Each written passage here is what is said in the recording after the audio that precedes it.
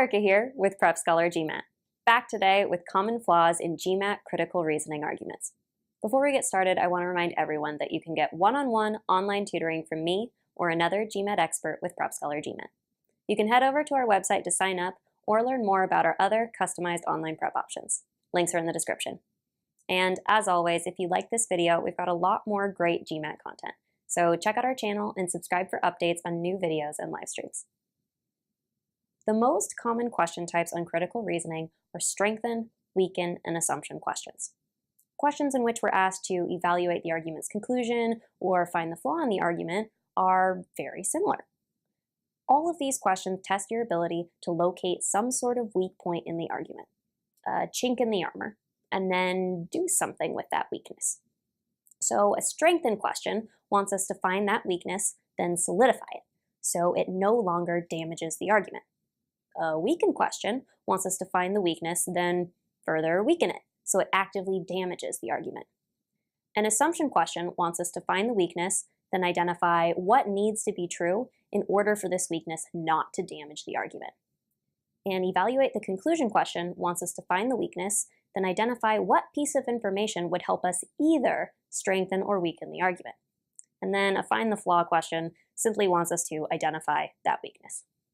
Now, there are a bunch of different ways that an argument can be flawed, and it's in your best interest to invest time in trying to figure out the weak point in each individual argument before moving on to the answer choices. There's a reason that critical reasoning questions should require more time per question than either reading comprehension or sentence correction questions. However, even though there are a variety of different ways that an argument can be flawed, there are several types of critical reasoning argument flaws that appear frequently enough that you should be able to recognize them. We'll talk about 5 of them today. The first is correlation versus causation. So here's an example. People who make flashcards are more likely to pass a test. Therefore, if you want to pass a test, you need to make flashcards. So this argument assumes that making flashcards is the cause of passing the test. This seems likely, but it's not necessarily true. What if making flashcards has no bearing on passing the test?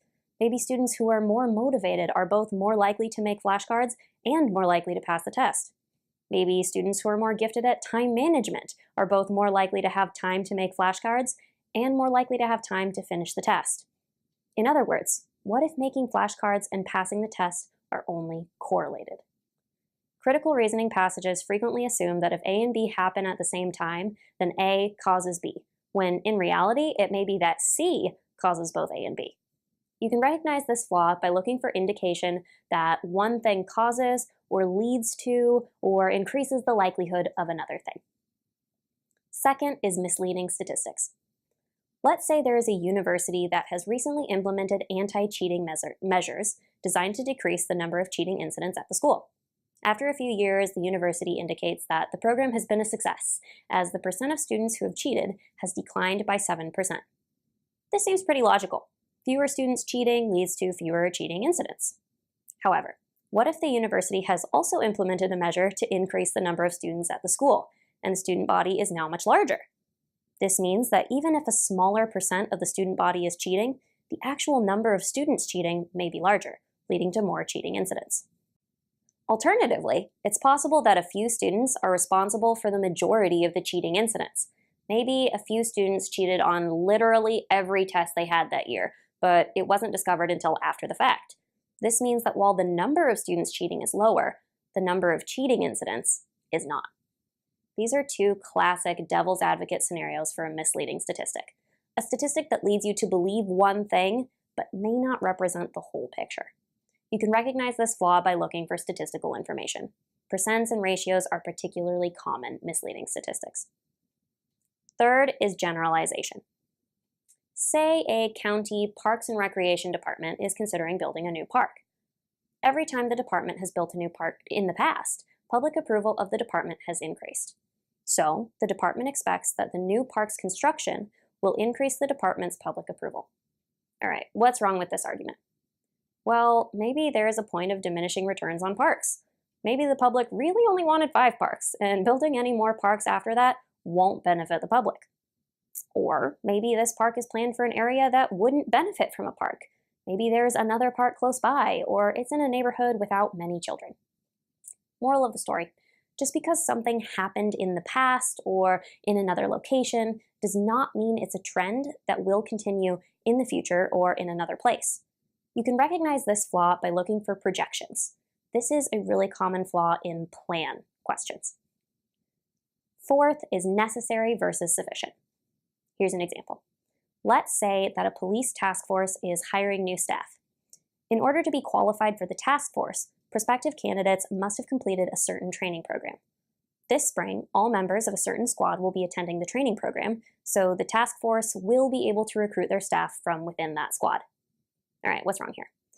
Well, what if the candidates must also have 5 years of experience, but no one in the squad does? What if there's a second training that the candidates must have completed that no one in the squad has gone through?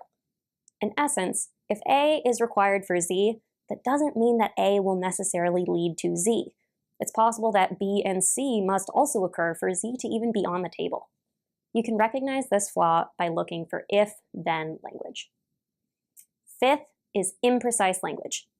Say that a certain aquarium has an equal number of tetras and guppies living in it in May. Some of the guppies breed, leading to more baby guppies in the tank by the end of August. If none of the tetras bred and none of the guppies died during this time period, then more than half of the fish in the tank at the end of August are guppies. Okay, what's wrong with this argument? Seems reasonable. If the number of tetras stayed the same and the number of guppies increased, the number of guppies must be greater than the number of tetras, right?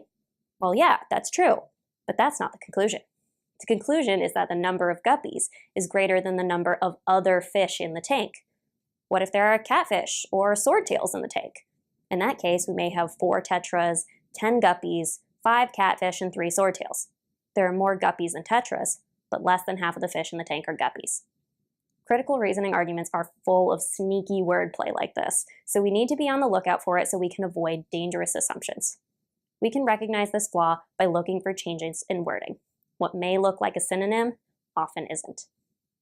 Now, if we can recognize these common fallacies quickly enough, we can also use them on other question types to eliminate answer choices that fall victim to these fallacies. This is particularly useful for conclusion and inference questions, where the wrong answer choices are logically flawed in some way. If you have any questions on what we talked about today or suggestions for future videos, please leave a comment below. Thanks for watching, and happy GMAT studies!